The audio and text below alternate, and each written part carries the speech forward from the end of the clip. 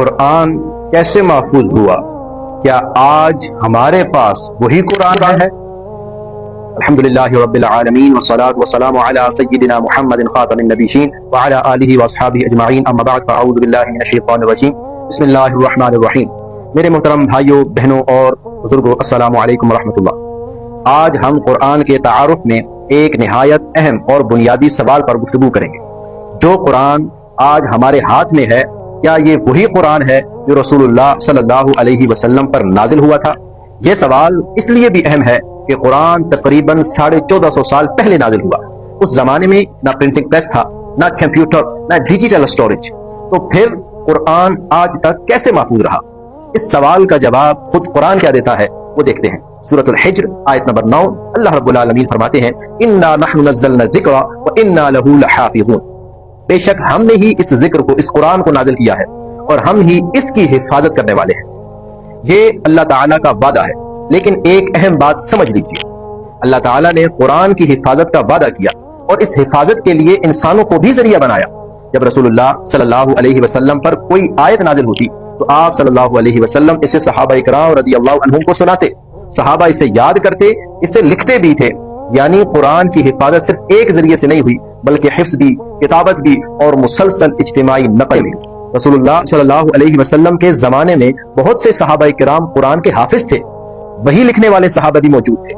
پھر رسول اللہ صلی اللہ علیہ وسلم کے وصال کے بعد جب سیدنا ابوبکر صدیق رضی اللہ عنہ کے زمانے میں قرآن کو ایک جگہ جمع کرنے کی ضرورت پیش آئی تو حضرت زید بن ثابت رضی اللہ عنہ کی نگرانی میں اس کام کو انجام دیا گیا۔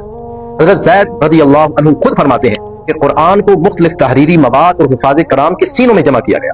پھر حضرت عثمان رضی اللہ عنہ کے زمانے میں جب مختلف علاقوں میں قرات کے اختلاف کا اندیشہ پیدا ہوا تو سرکاری طور پر مصاحف تیار کروا کر مختلف اسلامی علاقوں میں بھیجے گئے تاکہ امت ایک متفقہ مصحف پر قائم رہے۔ یہ قرآن کی حفاظت کی تاریخ کا ایک نہایت اہم مرحلہ ہے۔ لیکن یہاں ایک بات بہت دلچسپ ہے، دنیا کی اکثر کتابیں صرف لکھی ہوئی شکل میں محفوظ ہوتی ہیں۔ قرآن کی خصوصیت یہ ہے کہ وہ صرف کاغذ پر نہیں، انسانوں کے سینوں میں بھی محفوظ رہا۔ آج دنیا کے کسی بھی حصے میں چلے جائیں، ہزاروں نہیں بلکہ لاکھوں مسلمان ایسے مل جائیں گے جو پورا قرآن زبانی پڑھ سکتے ہیں۔ آپ کسی ایک حافظ سے غلطی سنیں، دوسرا حافظ فوراً اس کی اصلاح کر دے گا۔ یعنی ایک طرف مصحف بھی موجود ہے، دوسری طرف حافظ بھی موجود ہے، اور تیسری طرف پوری امت کی مسلسل تلاوت موجود ہے۔ یہ حفاظت کا ایک غیر معمولی نظام ہے۔ اب ایک جدید ذہن یہ سوال کر سکتا ہے، کیا صرف یہ کہنا کافی ہے کہ قرآن محفوظ ہے؟ اس کی تاریخی بنیاد کیا ہے؟ یہاں ہمیں جذبات کی بجائے تاریخ کی طرف دیکھنا چاہیے۔